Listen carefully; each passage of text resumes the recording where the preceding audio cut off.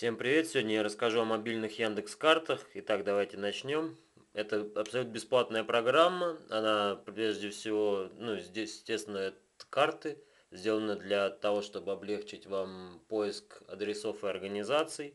Практически повторяет, даже, наверное, имеет и дополнительные функциональности по сравнению с браузерной версией. И, как я еще раз говорю, абсолютно бесплатно. Я сегодня сейчас нахожусь в помещении, поэтому GPS меня не видит, и мое местоположение определено с помощью базовых станций. Вот он примерно так.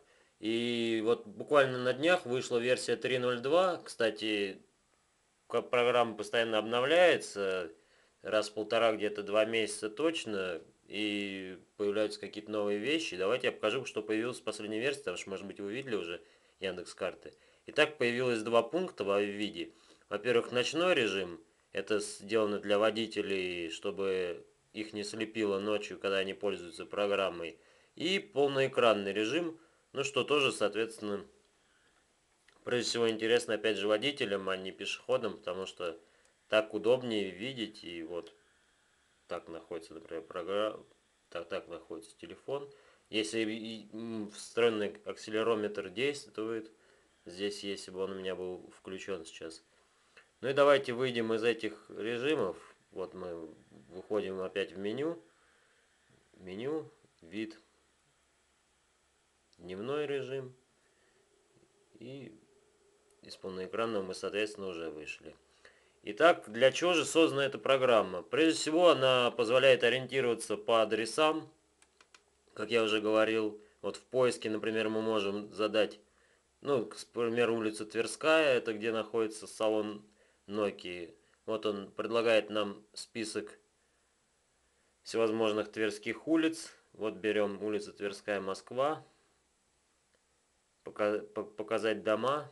Нам нужен дом 18Б. Посмотрим, знает ли программа его. Так, 18Б, вот он есть дом. Ну и маршрут отсюда мы берем, как будто мы хотим оттуда поехать. А в конечной точке мы берем, например, из избранного выбираем дом. И маршрут сюда ставим. Вот дом. Он рассчитывает маршрут с учетом пробок.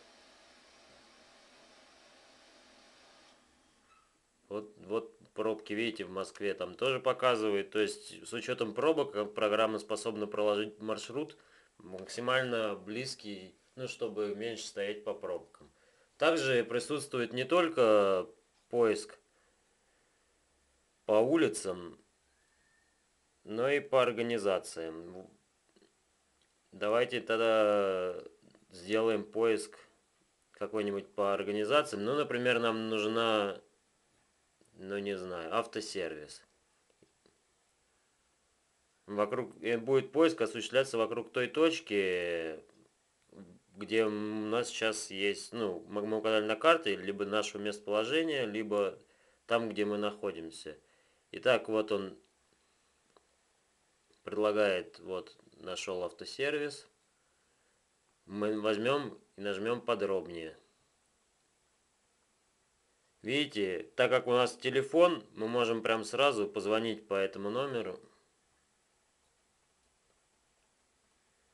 Вот видите, вызов осуществляется. То есть, если что, вы можете прям сразу позвонить из самой программы. Это тоже очень удобно.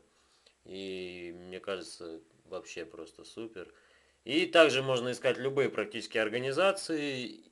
И эта программа просто поднимает на новые высоты, потому что не просто улицы, а в незнакомом городе вы же не знаете, где что находится. А здесь, она, конечно, не все знают адреса и организации, но многие, и поэтому это тоже очень интересно. Ну и у программы еще много всевозможных фишек, но я думаю, это уже не главное, и наверное, на этом мы завершим. Всем пока.